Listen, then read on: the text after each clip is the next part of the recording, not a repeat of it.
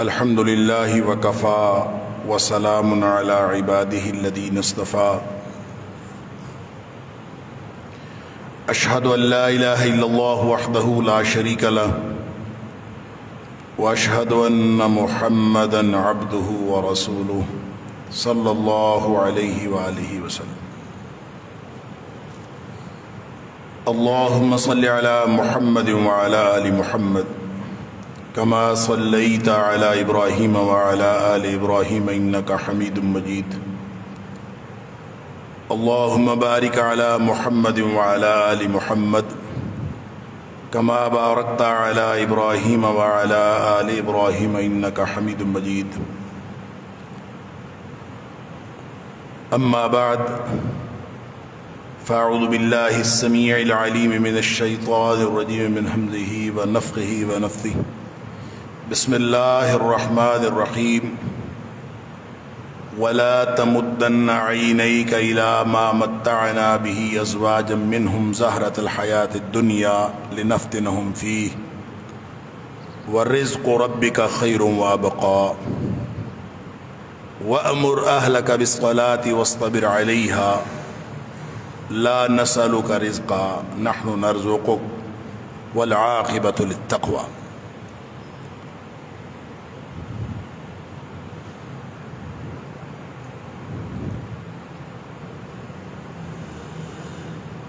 میرے لیے یقیناً یہ بڑی سعادت کی بات ہے کہ آج یہاں علماء کی موجودگی میں آپ سب سے ملاقات کا شرف حاصل ہو رہا ہے، لیکن ساتھ ہی ساتھ ایک بڑی مشکل درپیش ہے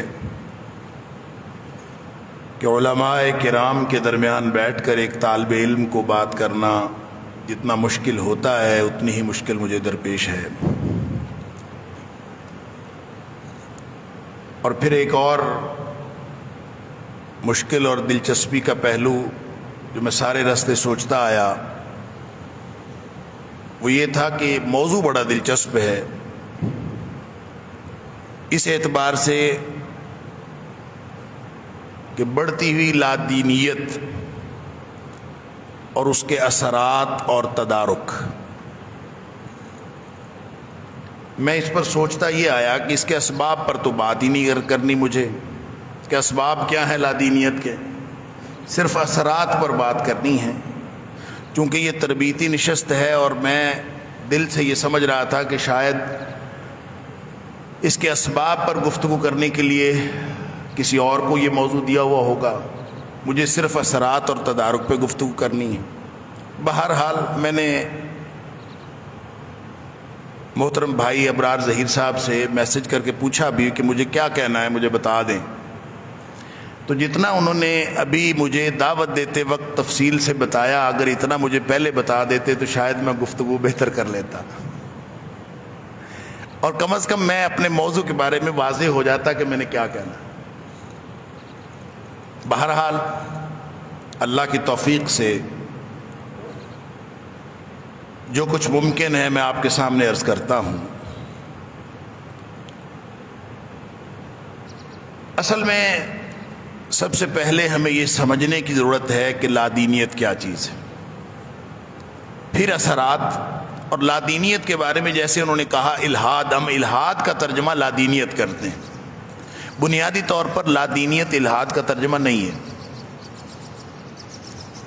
ایتھیزم اصل میں یا الہاد یہ انکار ہے، یہ ایک انکار کا رویہ ہے. ملحد جو راستے سے ہٹا ہوا ہو، الہاد راستے سے ہٹ جانے کو کہتے ہیں. جو شخص جتنا راستے سے ہٹا ہوا ہو وہ اتنا بڑا ملحد ہے. اور جو بالکل اللہ کے وجود کا انکار کر دیتے ہیں کہ دور جدید میں الہاد وجود باری تعالیٰ کے انکار کا نام ہے. اور جو بھی جتنے بھی مغربی مفکرین ہیں، میں ان کا تذکرہ بالکل بھی نہیں کروں گا کہ اس لیے کہ ہمارا موضوع یہ نہیں ہے، ہمارا موضوع اس کا تدارک ہے، نہ کہ ان لوگوں کی تشہیر ہے جن لوگوں نے الہاد اور جدید دور کے جو خیالات ہیں ان کو لوگوں کے ذہنوں میں اس طرح ڈالا کہ ہم پورے معاشرے کو زہر آلود پاتے ہیں. تو الحاد دراصل انکار کا نام، اور انکار مغرب کے پورا جو ان کا تعلیمی نظام ہے، ان کا جو فکری نظام ہے، انکار ان کے فکری نظام کے اندر رچا بسا ہوا ہے. اس کی وجہ کیا ہے میں عرض کرتا ہوں. لہذا الحاد کا معنی اصل میں آپ کریں تو انکار کیا جا سکتا ہے. ایک انکار کا رویہ ہے، چونکہ وہ انکار کرتے ہیں اور وہ وجود باری تعالیٰ سے انکار کرتے ہیں تو ہم اس کا ترجمہ لا دینیت کہہ دیتے ہیں، کیونکہ وہ عملی طور پر وہ شخص دین سے دور ہو چکا ہوتا. لا دینیت کے لیے ایک لفظ اور استعمال ہوتا ہے، اور وہ ہے سیکولرزم. اور سیکولرزم بھی بنیادی طور پر لا دینیت کا یا سیکولرزم کا در حقیقت ترجمہ لا دینیت نہیں ہے. اس کی وجہ یہ ہے کہ سیکولرزم ایک فلسفہ ہے، ایک نظریہ ہے، ایک ایک اظہار ہے الحاد کے رویے کا، ایک لا مذہبیت کے رویے کا ایک اظہار ہے جس کو سیکولرزم کہتے ہیں. اور سیکولرزم کا معنی لا دین ہونا نہیں ہے. سیکولرزم کا معنی یہ ہے کہ آپ اجتماعی اور انفرادی اعمال میں سے کوئی بھی عمل یا اپنی انفرادی اور اجتماعی زندگی میں سے کوئی بھی زندگی کا پہلو اس کے لیے خود سے یہ فیصلہ کر لیں کہ اس کا مذہب کے ساتھ کوئی تعلق نہیں. جیسے بہت سارے نماز پڑھنے والے، بہت سارے نیکیاں کرنے والے، بہت سارے مذہبی لوگ بھی کسی حد بھی کرتے ہیں. جس وقت جو چیز سوٹ کر رہی ہوتی ہے، اللہ تعالیٰ معاف فرمائے اللہ ماشاء اللہ، کوئی چیز اگر اپنے مفاد کے لیے درست نہیں ہے تو اس وقت وہ قرار دے دیتے ہیں کہ اس کا دین کے ساتھ کیا تعلق ہے. گویا اس کا تعلق ہماری دنیاوی زندگی کے ساتھ ہے، ہم جو مرضی کریں، اور اس وقت ہم اس خاص چیز کو مذہب کے دائرہ عمل سے خارج قرار دے دیتے ہیں. تو مذہب کے دائرہ عمل سے خارج قرار دینے کا یہ جو رویہ ہے اور یہ جو فکر ہے، اس کا نام سیکولرزم ہے. چاہے کوئی انفرادی طور پر کسی ایک عمل کے لیے کرے، چاہے اجتماعی طور پر پورے اجتماعی نظام کے لیے کرے، چاہے وہ اجتماعی طور پر کسی ایک شعبہ زندگی کو اس کے خارج کر دے. یہ دراصل ایک ایسی فلسفی ہے جس کا مطلب اپنے آپ کو یہ اختیار دینا ہے کہ میں جس وقت چاہوں، جب چاہوں، اپنے کسی زندگی کے کسی عمل کو یا کسی پہلو زندگی کو مذہب سے خارج کر سکوں اور مذہب کا اس کے ساتھ کوئی تعلق نہ ہو، یہ کہہ سکوں. اس کا نام سیکولرزم. تو چونکہ عملاً یہ بھی لا دینیت میں کے زمرے میں آتا ہے، جیسے الحاد لا دینیت کے زمرے میں آتا ہے، اس کے لیے اس کا ترجمہ بھی لا دینیت کہہ دیتے. در حقیقت مغرب میں جو لفظ لا دینیت کے لیے آج کل استعمال ہو رہا ہے وہ ہے ارریلیجیوسٹی. ارریلیجیوسٹی کا معنی ہے لا مذہبیت، اور لا مذہبیت اصل میں لا دینیت ہے کہ آپ کا کوئی دین نہیں ہے. آپ کسی بھی دین، جن سالوں کو، جن صدیوں کو انہوں نے اپنی نشأت ثانیہ کی صدیاں قرار دیا، جس کو انہوں نے اپنی انلائٹنمنٹ کا دور قرار دیا، جس کو انہوں نے اپنے طور پر ذہن کی ارتقاء اور ترقی کا دور قرار دے دیا، وہ سارے کا سارا دور، وہ جو ماڈرنزم ہے، اس نے خود سے ایک فلسفہ جنم دیا تھا. اس فلسفے کے کئی بنیادی کمپوننٹس تھے. وہ کمپوننٹس ترقی کرتے رہے. 200 سال مغرب اس پہ لکھتا رہا، مغرب اس پہ پڑھتا رہا، مغرب اس پہ عمل کرتا رہا. اب 200 سال کے بعد ان کو خیال آیا کہ اس پر جتنی بھی ترقی ہم نے کی ہے اس کا کوئی فائدہ نہیں ہے، اس لیے کہ مغرب میں ماڈرنزم کے یا جدیدیت کے جتنے بھی کمپوننٹس ہیں، جس کے لیے اب تک لکھا جاتا رہا ہے، جس کے لیے پڑھا جاتا رہا ہے، جس لیے جو کچھ کیا جاتا رہا ہے، وہ سارے کا سارا جو کچھ اب تک ترقی کی تھی وہ حقیقتاً اس دنیا میں ایبسولیوٹلی یا اپنی مکمل شکل میں وہ کہیں وجود ہی نہیں رکھتا. لہٰذا اس کی ضرورت ہی نہیں ہے. اب تک کی جتنی کوشش کی تھی یہ ساری کوشش اور کاوش رائے گاں گئی. اس فلسفے کو، یہ جو میں نے بیان کیا ہے، اس فلسفے کو پوسٹ ماڈرنزم کہتے ہیں. ما بعد جدیدیت آپ نے سنا ہوگا. ایک ماڈرنزم، ایک پوسٹ ماڈرنزم. میں اور آپ، ہم مدارس میں بیٹھے، ہم مولوی ہم تو ابھی تک ماڈرنزم کو سمجھ نہیں سکے اور اس کے مقابلے کے لیے اپنے آپ کو تیار نہیں کر سکے. دنیا پوسٹ ماڈرنزم میں چلی گئی اور پوسٹ ماڈرنزم نے اپنے آپ کو اس قدر مضبوط کر لیا کہ جس کا نتیجہ ہم الحاد کی شکل میں بھی دیکھتے ہیں, جس کا نتیجہ ہم سیکولرزم کی شکل میں بھی دیکھتے ہیں. پھر اس کے علاوہ اس کے اور بہت ساری ڈیمونسٹریشنز ہیں. جتنے ازم ہم دنیا میں دیکھتے ہیں, یہ کیپٹلزم کیا ہے, یہ نیشنلزم کیا ہے, یہ جو نیشن سٹیٹ جدید یہ سیاسی نظام بنا ہے, یہ سارے کے سارے جتنے نظام بنے ہیں یہ دراصل نتیجہ ہے پوسٹ ماڈرنسٹک اپروچ کا. اور پوسٹ ماڈرنسٹک اپروچ کیا ہے, اس کا خلاصہ یہ ہے, اللہ اکبر, آپ میں سے اگر کوئی شخص, آپ میں سے کسی نے اگر فلسفہ پڑھا ہو, یونانی فلسفہ, یہاں کہیں کو فلسفہ پڑھایا جاتا ہے مدارس میں؟ نہیں. یونانی فلسفے میں اگر کبھی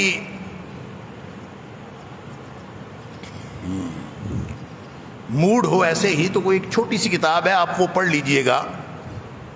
تاریخ فلسفہ یونان ایک چھوٹی سی کتاب اردو میں مل جاتی ہے, وہ پڑھ لیجئے کہ تھوڑا ذہن جو ہے وہ کھولنے کے لیے بڑا اس کا فائدہ ہوگا. اس لیے کہ آپ کو اس کا فائدہ یہ ہوگا کہ آپ کو یہ سمجھنے میں مدد ملے گی کہ جاہلیت جو ہوتی ہے نا, وہ چاہے جدید ہو اور چاہے قدیم ہو, وہ ایک جیسی ہوتی ہے. جاہلیت میں کوئی فرق نہیں ہوتا. جاہلیت کبھی قدیم اور جدید نہیں ہوتی, جاہلیت ہوتی ہے. وہ چاہے وہ 21ویں صدی میں ہو اور چاہے آپ کو 3ری 4تھی صدی قبل مسیح میں ملے, وہ جاہلیت ہوتی. وہاں بھی ایسا ہوا کہ ایک شخص ہے جہاں سے فلسفے کا آغاز کرتے ہیں یونان میں, اس کا نام ہے تھیلیس. اس کو کہتے ہیں تالیس ملتی. تالیس ملتی اس لیے کہتے ہیں کہ وہ ملیٹس اس کا علاقہ تھا اور تھیلیز اس کا نام تھا. تھیلیز کو وہ عربی میں یا اردو میں جب استعمال کرتے وہ تالیس ہو جاتا ہے. اس شخص نے ایک فکر کا آغاز کیا تھا, اس نے کہا تھا ہر چیز پانی ہے. خیر وہ ایک لمبی بات ہے. اس سے فکر کا آغاز ہوا, فکر ترقی کرتی کرتی کسی نے کہا پانی ہے, کسی نے کہا یہ دنیا مادہ ہے, کسی نے کہا نہیں آگ ہے, کسی نے کہا نہیں عدد ہے, اور ساتھ ساتھ دنیا بننے کے خیالات بھی اس کے اندر شامل ہوتے رہے. اور یہ کام ہوا, انیکساگوراس ایک فلسفی آیا ہے جس نے مادے کی فوقیت کے نظریے کو تبدیل کر دیا ذہن کی فوقیت کے نظریے سے. اور اس نے کہا کہ مادے کے اندر جو بھی تبدیلی ہوتی ہے اس کے پیچھے کوئی نہ کوئی ذہن کار فرما ہوتا. اور اس نے کہا کہ اس کی صرف وجہ نہیں ڈھونڈنی چاہیے بلکہ اس کی ریزن بھی ڈھونڈنی چاہیے. ایک ہوتی ہے کاز, ایک ہوتی ہے ریزن. آپ نے شاید یہ انگریزی میں کاز کا معنی بھی وجہ ہوتا ہے, ریزن کا معنی بھی وجہ ہوتا ہے. فرق ان دونوں میں یہ ہے کہ کاز کا مطلب ہوتا ہے کسی چیز کے بننے کی وجہ, اور ریزن کا معنی یہ ہوتا ہے کہ اس کی جو غرض و غایت ہے, کسی چیز کو جب بنانا ہے تو اس کی غرض و غایت بھی اس میں شامل ہوتی ہے, اس کا مقصد بھی شامل ہوتا ہے, اس کو ریزن کہتے ہیں. تو اس نے کہا کہ ہمیں صرف دنیا میں کاز نہیں ڈھونڈنی چاہیے بلکہ ہمیں ریزن, اس کی غرض و غایت بھی ڈھونڈنی چاہیے. گویا بے مقصدیت سے جو عقل کا ارتقاء تھا وہ خود بخود مقصدیت کی طرف آ رہا تھا. اور ہو سکتا ہے کہ انسانی زندگی اس طرح ترقی کرتی کرتی کسی نتیجے پر پہنچتی, لیکن درمیان میں ایک گروپ آیا ہے جس کو اس دور میں سوفسٹس کہا جاتا تھا. سوفسٹائیا کا اس کے اندر 3 فلسفی بہت معروف ہوئے ہیں. ایک پروٹاگوراس ہے, ایک پروڈیکس ہے, ایک گورجیس ہے. ان کی فکر کا خلاصہ یہ ہے, میں آپ کو جو بات بتانا چاہ رہا ہوں وہ یہ ہے کہ ان کی فکر کا خلاصہ, پروٹاگوراس کا ایک مقولہ ہے, مین از دا میئر آف آل تھنگس. آدمی ہر چیز کا پیمانہ ہے. اس سے مراد آدمی بطور جنس نہیں ہے کہ انسانوں کی اجتماعی فکر ہر چیز کا پیمانہ, یہ معنی نہیں ہے اس کا. اس کا معنی یہ ہے کہ ہر انسان اپنی فکر کا, اپنے معیار کا خود پیمانہ ہے. لہٰذا اس کی تفصیلات یہ ہیں کہ میں جس کو خیر سمجھتا ہوں میرے لیے خیر ہے, جس کو آپ خیر سمجھتے ہیں وہ آپ کے لیے خیر ہے. عین ممکن ہے جس کو میں خیر سمجھ رہا ہوں اور اس کو آپ شر سمجھ رہے ہوں تو بیک وقت یہ ٹھیک ہوگا. لہٰذا یہ ایک ایسی اس نے تخریب کاری کی. آپ دیکھیں اب تک جتنا پڑھا جا چکا تھا, جتنا لکھا جا چکا تھا, جتنی فکر نے ترقی کر لی ہوئی تھی, وہ ساری کی ساری ترقی ایک دم زیرو ہو گئی. یا گویا اس دنیا میں عالمگیر طور پر کوئی چیز موجود ہی نہیں ہے، صرف وہ موجود ہے جو میرے فائدے کی چیز، لہذا آدمی ہر چیز کا پیمانہ قرار پائے، میں ہر چیز کا پیمانہ ہوں۔ اس کو بڑی دلچسپ انداز میں افلاطون نے اپنے مکالمات میں ذکر کیا ہے۔ اس نے پروٹاگوراس کا مکالمہ کروایا، ایک فرضی کردار ہے تھیٹیٹس، اس کا مکالمہ ہے، وہ ایک ریاضی دان ہے، وہ ریاضی دان کے ساتھ اس کا مکالمہ کرتا ہے۔ وہ ریاضی دان اس سے پوچھتا ہے پروٹاگوراس سے، یار پروٹاگوراس یہ بتاؤ کہ جو تم کہتے ہو وہ بھی ٹھیک ہے اور جو میں کہتا ہوں وہ بھی ٹھیک ہے؟ آدمی ہر چیز کا پیمانہ تو پھر یہی ہے نا، جو تم کہتے ہو وہ بھی ٹھیک ہے اور جو میں کہتا ہوں وہ بھی ٹھیک ہے۔ وہ کہتا ہے ہاں، جو تم کہتے ہو وہ بھی ٹھیک ہے اور جو میں کہتا ہوں وہ بھی ٹھیک ہے۔ تو وہ کہتا ہے میں کہتا ہوں تم غلط کہتے ہو، تو وہ کہتا ہے یہ بھی ٹھیک ہے۔ یعنی کوئی اس کے اندر لمٹ نہیں ہے، اگر تم کہتے ہو کہ تم غلط کہتے ہو ٹھیک ہے، میں غلط، میری جگہ پہ وہ غلطی ہے، ادھر تصحیح ہے۔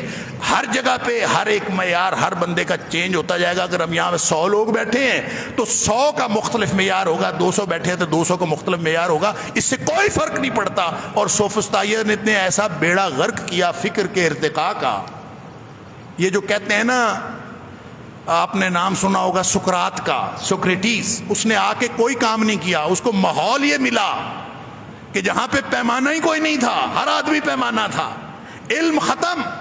علم تو وہی ہوتا ہے نا، ہم اساتذہ کے پاس بیٹھ کے علم حاصل کرتے ہیں کہ کوئی دنیا میں عالمگیر چیز موجود ہوتی ہے، انہوں نے وہ پڑھانی ہوتی ہے، ہم نے سمجھنی ہوتی ہے کہ وہ عالمگیر سچ کیا ہے۔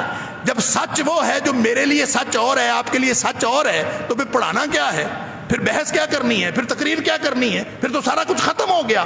آپ اپنے معیار کو لے کے پھرتے رہے، میں اپنے معیار کو لے کے پھرتا رہوں۔ یہ ترقی ہوئی تھی، یہ بلکہ یہ تخریب ہوئی تھی۔ اور یہ پتہ ہے کب کا معاملہ ہے؟ یہ 4 صدی قبل مسیح کی بات ہے، 4 صدی قبل مسیح۔ اللہ اکبر۔ اس تفصیل سے قطع نظر کہ سقراط نے آ کر کیا کیا تھا، سقراط کو کہتے ہیں کہ اس نے علم کی معروضی حیثیت کو بحال کیا تھا۔ وہ جو انہوں نے بیڑا غرق کیا تھا نا، اس کی معروضی حیثیت کو اس نے بحال کیا تھا۔ میتھڈ کیا تھا، طریقہ کیا تھا، وہ ساری باتیں الگ۔ آپ کو بتانے والی بات یہ ہے کہ یہ جو جدید جاہلیت ہے مغرب کی، انہوں نے ماڈرنزم کے بعد یہ جو پوسٹ ماڈرنزم کا دور ہے، آپ اگر طارق رمضان کو پڑھ سکیں تو پڑھ لیجئے۔ ویسے تو صحیح بات ہے کہ میں قطعاً اس بات کا قائل نہیں ہوں کہ میں مدارس میں آ کے مدارس کے اپنے علماء سے کہوں کہ آپ مغرب کو پڑھیں، بالکل نہیں میں اس بات کا قائل، اس لیے قائل نہیں ہوں۔ بہت سارے لوگ کہتے ہیں کہ آپ ان کو مغرب پڑھائیں، فکر مغرب کا مطالعہ کروائیں۔ فکر مغرب کا مطالعہ کریں اس وقت جب آپ کو پتہ ہو کہ فکر مغرب کا جواب کیسے دیں، وگرنہ وہ تو عام طور پہ جو فکر مغرب کا مطالعہ کرتے ہیں وہ اس پر ایمان بھی لے آتے ہیں۔ مجھے یہ بہت ڈر لگتا ہے اس بات سے۔ میں ایسے لوگوں کو جانتا ہوں، یونیورسٹیوں کے ایسے اساتذہ کو جانتا ہوں جو فکر مغرب کو پڑھ کر اس کے اوپر ایمان لا چکے۔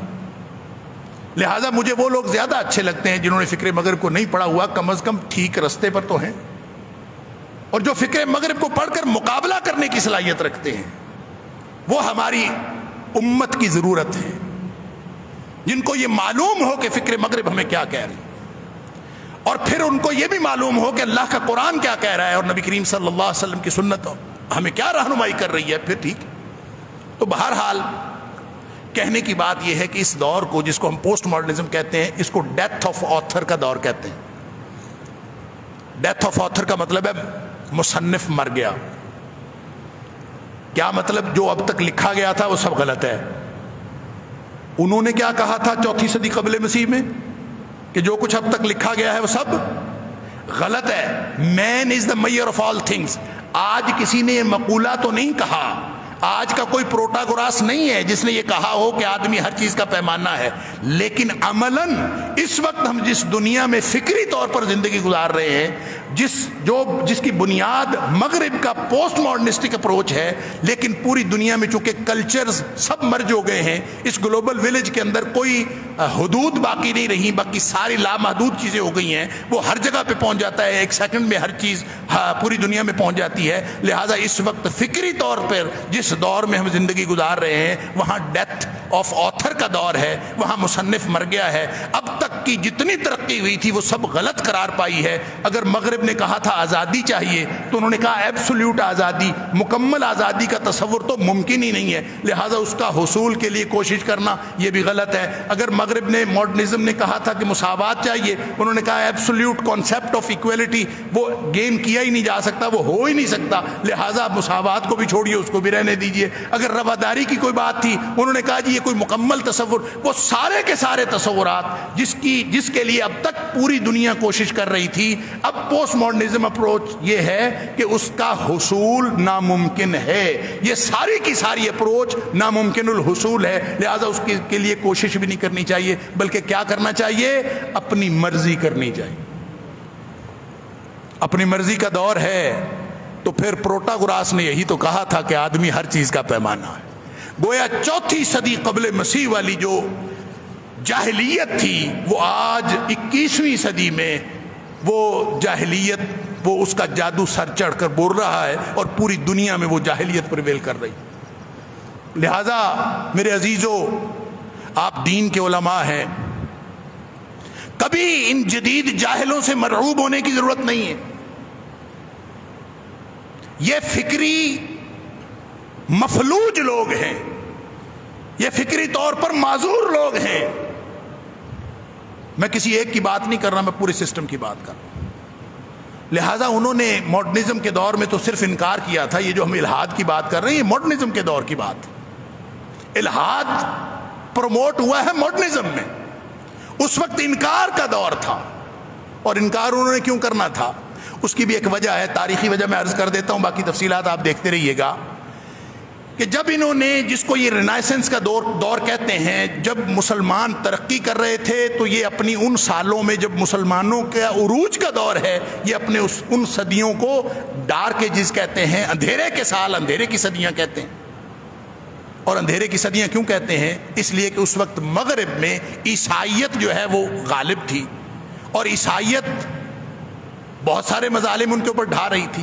وہاں جو ریوالٹ ہوا ہے، جس کو نشأت ثانیہ کہتے ہیں، جو انقلاب آیا ہے، وہ بنیادی طور پر عیسائیت کے خلاف آیا، کیونکہ روم آپ کو معلوم ہے، روم کے اندر آج بھی ویٹیکن سٹی وہاں روم کے اندر موجود ہے۔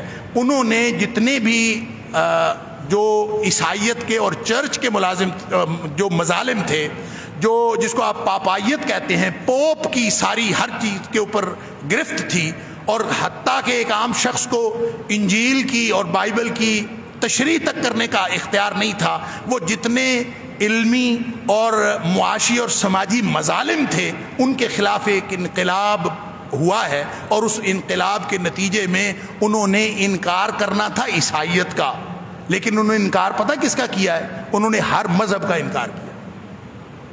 انہوں نے کہا پوری دنیا کے مذاہب ایک جیسے ہوتے ہیں، اور جس مذہب کے ساتھ ان کی واقفیت تھی وہ مذہب عیسائیت تھا، لیکن انہوں نے صرف عیسائیت کا انکار نہیں کیا، انہوں نے کہا ہر چیز کا انکار کر۔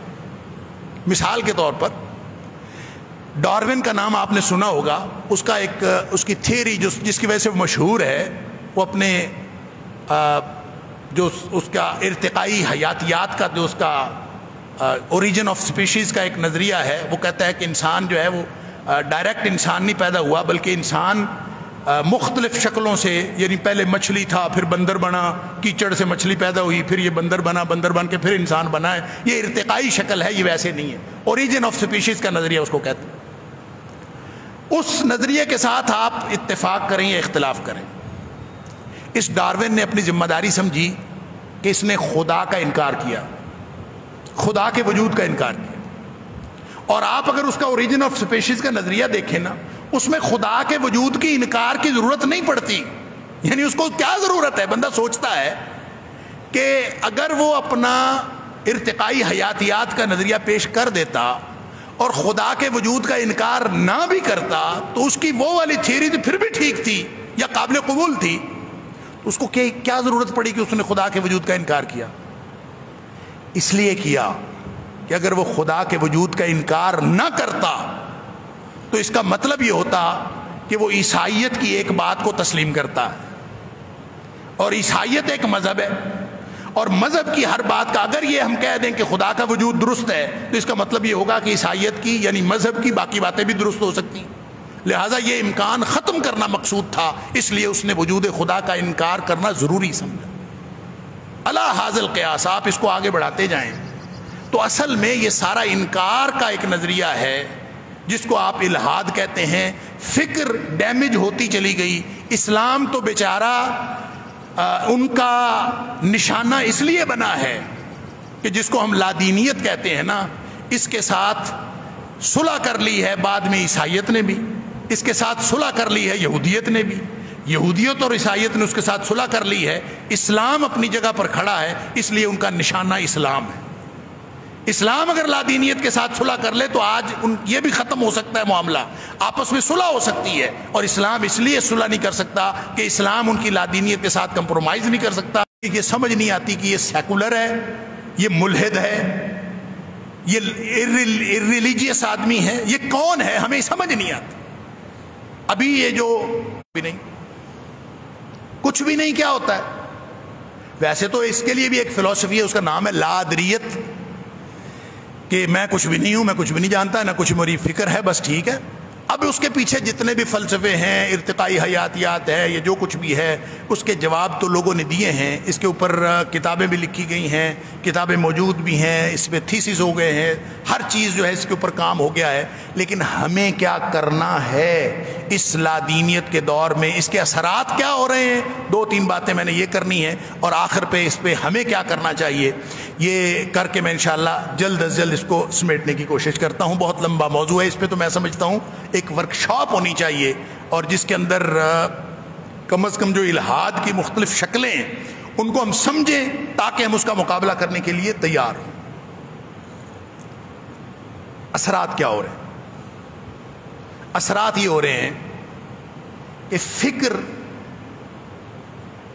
ڈائمینشن لیس ہے، فکر کا کوئی رخ نہیں ہے۔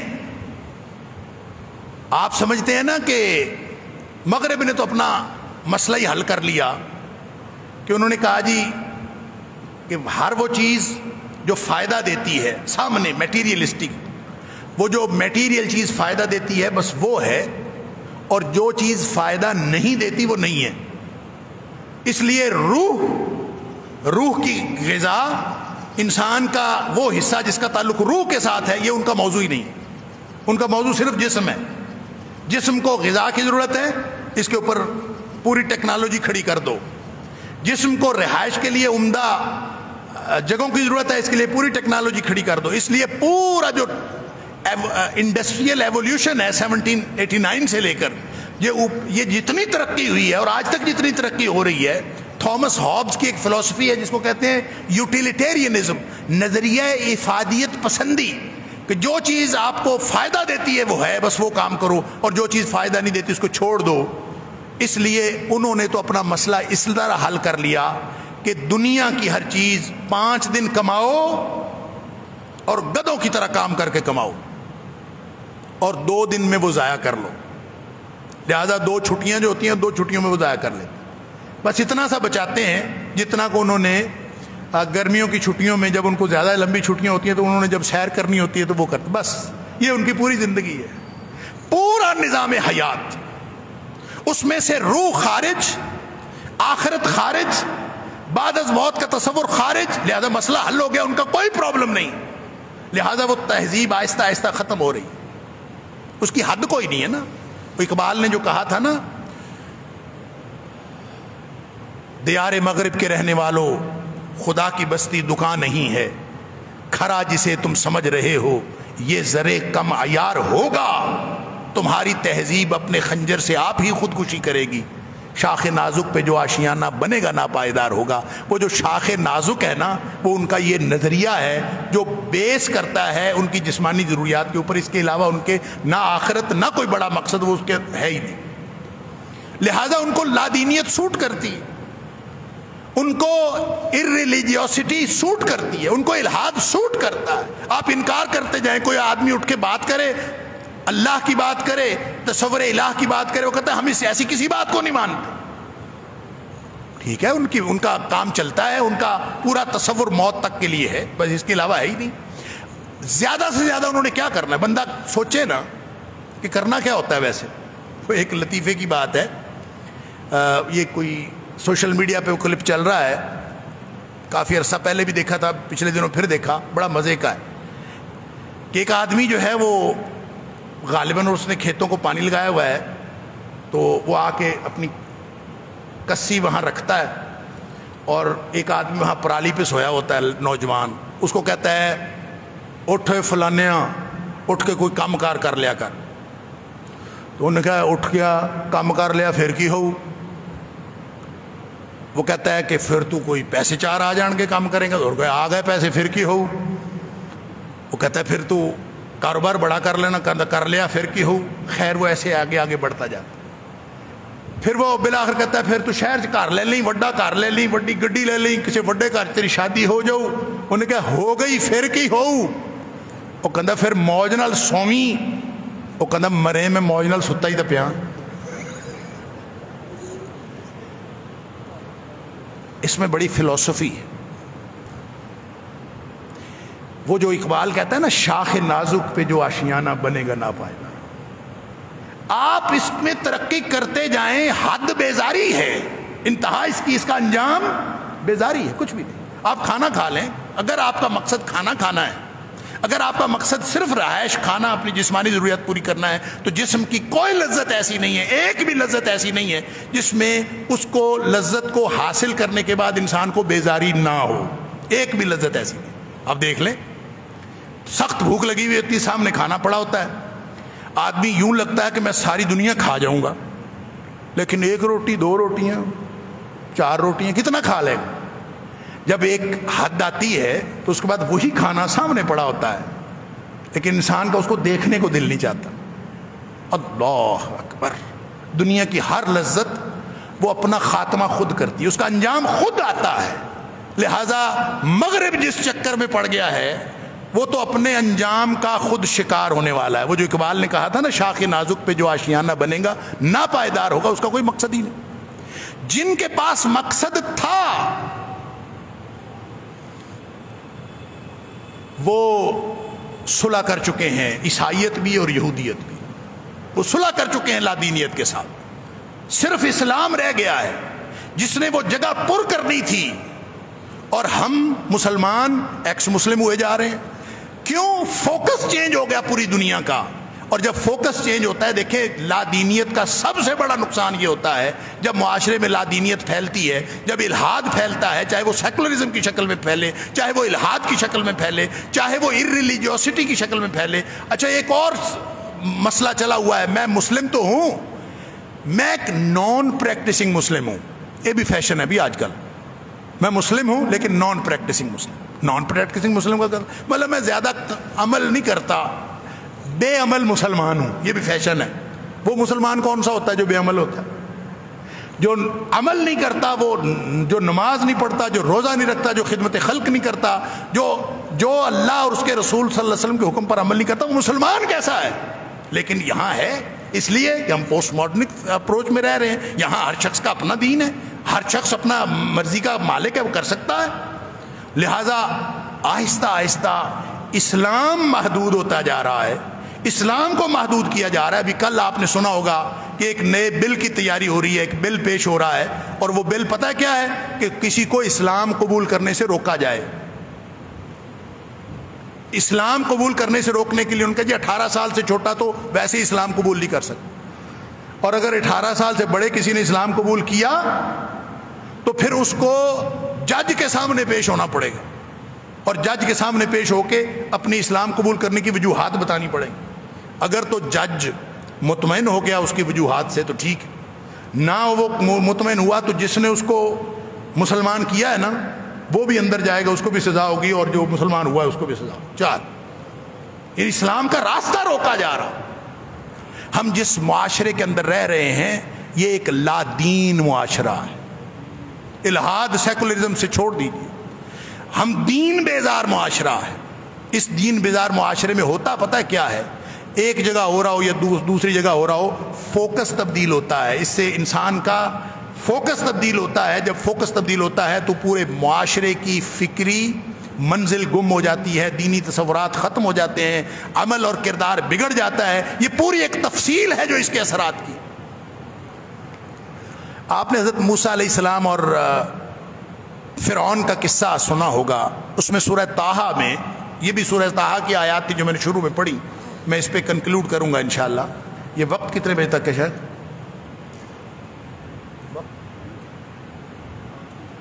ہو گیا، پھر بس کریے.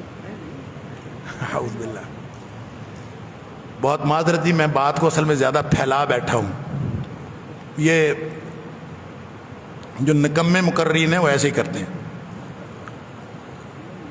اللہ تعالیٰ معاف فرمائے. حضرت موسیٰ علیہ السلام نے جب کوہ طور سے واپس آ کے ڈانٹا قوم کو کہ تم لوگوں نے بچھڑے کی پوجا کیوں شروع کی، تو وہاں سورہ طٰہٰ کے اندر انہوں نے آگے سے جو لوگ ان میں سے کوئی بات کرنے کے قابل تھے، جو اصحاب الرائے تھے، جو علامہ قرطبی نے لکھا ہے کہ 6 لاکھ میں سے ان کی تعداد 10-12 ہزار تھی، باقی 6 لاکھ تو عوام الناس ہیں. العوام کل انعام ہوتے ہیں اور وہ تو بس بھیڑ چال سب پیچھے چل پڑتے ہیں. تو جو تھوڑی بہت صاحب رائے تھے انہوں نے پتہ کیا کہا؟ انہوں نے کہا کہ موسیٰ علیہ السلام سے کہ ہم نے جو آپ کا وعدہ توڑا ہے نا، جو آپ کے وعدے کی مخالفت کی ہے، یہ ہم نے اپنے اختیار سے نہیں کی. اللہ اکبر. قالوا ما اخلفنا موعدک بملکنا. ہم نے اپنی مرضی سے نہیں، اپنے اختیار سے نہیں کی. بھئی کس کا اختیار تھا؟ کسی نے کان سے پکڑ کے کروایا؟ نہیں. ہوا کیا ہے وہاں؟ اس کی جو باقی تفسیرات ہیں، اس کی جو باقی تفسیر ہے اس سے قطع نظر میں صرف ایک پہلو کی طرف اشارہ کرنا چاہتا ہوں کہ فوکس تبدیل ہوتا ہے نا جب، تو قومیں بگڑ جاتی ہیں. وہ کہتے ہیں کہ ہم نے اپنے اختیار سے یہ نہیں کام کیا. وَلَكِنَّا حُمِّلْنَا أَوْزَارًا مِّن زِينَةِ الْقَوْمِ. ہمیں ہمارے اوپر بوجھ لاد دیے گئے تھے قوم کے زیورات کے. تو زیورات کے بوجھ لاد دیے گئے تھے، ہم نے تو وہ پھینکے تھے. فَقَذَفْنَاهَا. ہم نے وہ پھینکے تھے. گویا ایک پورے ماحول کا جو فوکس تھا وہ آرائش و سجاوٹ، آپ زینت کا جو بھی ترجمہ کریں یا اس کا ترجمہ آپ زیور کر لیں، تو ہم نے تو وہ پھینکے تھے. لیکن وہاں اس چینج شدہ، تبدیل شدہ فوکس پر موقع ملا ہے. اس موقع پر کذالک القی السامری، وہ بدبخت سامری وہاں بیٹھا تھا، اس نے وہ ماحول اور موقع دیکھا اور اس نے بھی پھینک. تو یہ پتے پھینکنے کا موقع جدید دور کے سامریوں کو اس وقت ملتا ہے جب ہماری فکر گم ہو چکی ہوتی ہے، جب ہمارا تصور دین خراب ہو چکا ہوتا ہے، جب ہمارا فوکس تبدیل ہو چکا ہوتا ہے، جب دنیا اہل دین کا فوکس بن جائے اور اہل دین بھی دنیا داری کو، اپنے دنیاوی معاملات کو اور اس کو فوکس کرنے لگیں، تو سمجھ لیجئے کہ اب یہ نرم چارہ شیطان کے لیے تیار ہے. اور اب معاشرے کے سامری اٹھیں گے، وہ لوگوں کو ملحد بھی بنائیں گے، وہ لوگوں کو مشرک بھی بنائیں گے، اور وہ لوگوں کے لیے سارے وہ کرتوت کریں گے جو آج تک تاریخ میں ہوتے آئے ہیں. لہٰذا یہ کوئی نیا کام نہیں ہو رہا، یہ ہم نے اپنا فوکس تبدیل کیا ہے، ہم نے اپنی ترجیح تبدیل کی ہے. اگر آج ہماری ترجیح دین واپس بن جائے تو ہم اس معاملے سے، اس صورتحال سے بچ سکتے ہیں.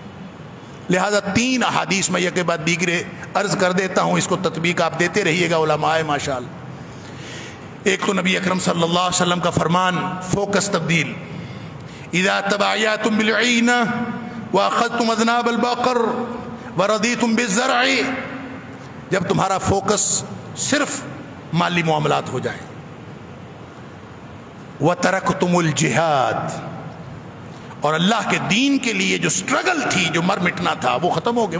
وہ فوکس نہیں رہا، وہ ترجیح نہیں رہی، ترجیحات تبدیل ہو گئی. تو کیا ہوگا؟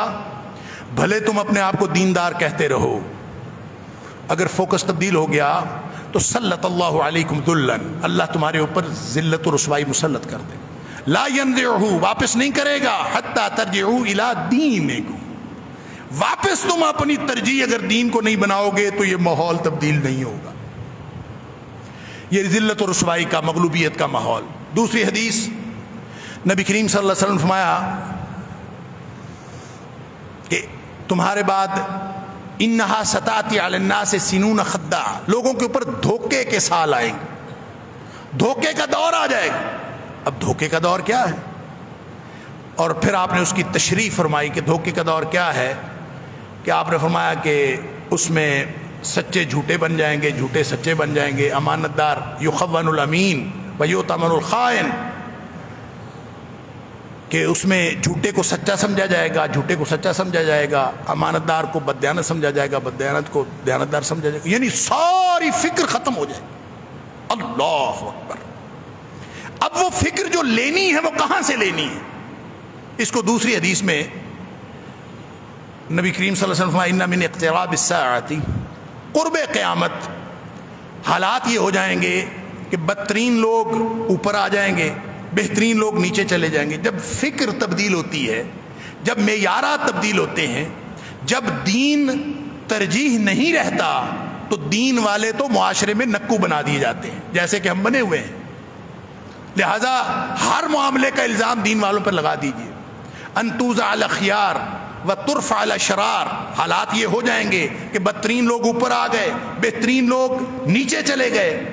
وہاں نبی اکرم صلی اللہ علیہ وسلم نے ایک بات فرمائی کہ عملی طور پر لوگوں کا کردار یخزن العمل ویفتح القول، عمل سکڑ جائے گا، باتیں بہت ہوں گی، گفتگو کرنے والے. ابھی سوشل میڈیا کی بات آ رہی تھی، مجھے تو یہ سوشل میڈیا اس لیے بھی زہر لگتا ہے کہ یہ ہماری، یہ نبی کریم صلی اللہ علیہ وسلم کی اس حدیث کو پورا کر رہا ہے کہ یخزن العمل ویفتح القول. تقریریں کرنے والے بہت، ہر بندے کا یوٹیوب چینل ہے، ہر بندہ گفتگو، ہر بندہ وہ کہتا ہے مجھے سنو، لائک کرو. ہر بندہ وہ کہتا ہے پہلے وہ گھنٹی کا بٹن دباؤ، وہ فلاں منتا ترلے دوساری دنیا. کیا ہو رہا ہے؟ مجھے سنو، مجھے سنو. یفتح القول ویخزن العمل، کردار، عمل، انا للہ و انا الیہ. وہاں نبی کریم صلی اللہ علیہ وسلم نے فرمایا کہ وَتُقْرَأَ فِي الْقَوْمِ الْمُثَنَّاتِ، اگر کوئی واپسی کا امکان تھا تو وہ نظام تعلیم کے ذریعے سے تھا، لیکن وہ اس دور کا جو نظام تعلیم ہوگا وہ مسنات ہوگی. پوچھا گیا اللہ کے رسول صلی اللہ علیہ وسلم مسنات کیا ہے؟ اور ساتھ یہ فرمایا لیس فیہم احد ینکرھا، ان میں سے کوئی ایک بندے کا پتر ایسا نہیں ہوگا جو کہے کہ یہ کیا پڑھ رہے ہو، وہی پڑھے جا رہے ہو، وہی پڑھے جا رہے ہو. کیا مل مسنات یا رسول اللہ صلی اللہ علیہ وسلم؟ فرمایا التی کتبت سوا کتاب اللہ، ہر وہ چیز جو اللہ کے قرآن سے رہنمائی لیے بغیر جو لکھی پڑھی جا رہی ہے وہ ساری کی ساری مسنات ہے. لہذا آپ یہ پوری دنیا کا جو نظام تعلیم ہے اس وقت، اس کو صرف اتنا کام کیا گیا ہے کہ میتھ ہو، فزکس ہو، کیمسٹری ہو، اس میں سے اللہ کے وجود کا، خدا کے تصور کا وہ انکار کیا گیا ہے. باقی تو سارا کا سارا میتھ وہی ہے جو قرآن بتاتا ہے، وہ سارے کے ساری ریاضی وہی ہے، سارے کے سارے مضامین وہی ہیں جن کی بنیادیں قرآن میں ہیں. لیکن انہوں نے کیا کیا ہے؟ صرف اس میں سے خدا کا تصور ختم کیا. یہ ہے وہ الہاد، یہ پورا کا پورا ہمارا نظام تعلیم الہادی. لہٰذا ایک ہی طریقہ ہے کہ میں اور آپ ہم سب جو پڑھ رہے ہیں اس پر ڈٹ بھی جائیں. پڑھنا، ابھی پروفیسر یاسین ظفر صاحب فرما رہے تھے کہ دین کا علم تو ہم سارے پڑھ رہے ہیں، اللہ کرے یہ عملی طور پر ہماری ترجیح بھی ہو جائے. اور آخری حدیث سن لیجئے، میں اپنی بات مکمل کرتا ہوں. نبی کریم صلی اللہ علیہ وسلم فرمایا ان من ورائکم ایام الصبر، اے میرے صحابہ تمہارے بعد ڈٹنے کے دور آنے والا ہے، ڈٹنے کے دن آنے والے ہیں. ڈٹنے کے دن کیا ہوں گے؟ فرمایا والصبر فیہن کقبض علی الجمر، اس دور میں ڈٹنا اتنا مشکل ہوگا جیسے آگ کا انگارہ ہاتھ میں پکڑنا مشکل ہے. لیکن ساتھ فرمایا وللعامل فیہن اجر 50، اس دور میں جو عمل کرے گا، جو عمل پر ڈٹے گا. اب پڑھائی کا موقع نہیں ہے، اب عمل کا موقع ہے. جو پڑھیں اس پر عمل کریں. اگر آپ عمل کریں گے، فرمایا جو عمل کرے گا اس کے لیے 50 لوگوں جتنا اجر ہے۔ صحابی پوچھتا ہے اللہ کے رسول صلی اللہ علیہ وسلم 50 ہمارے یا 50 اس دور کے، کون سے 50 لوگوں جتنا اجر ہے؟ نبی کریم صلی اللہ علیہ وسلم آیا 50 منکم، اے میرے صحابہ تم 50 صحابہ جتنا اجر ملے گا جو اس دور میں اللہ کے دین کے ساتھ جڑا رہے۔ اللہ تعالیٰ مجھے اور آپ کو دین کے ساتھ جوڑے رکھے، دین پر ڈٹا رہنے کی توفیق عطا فرمائے۔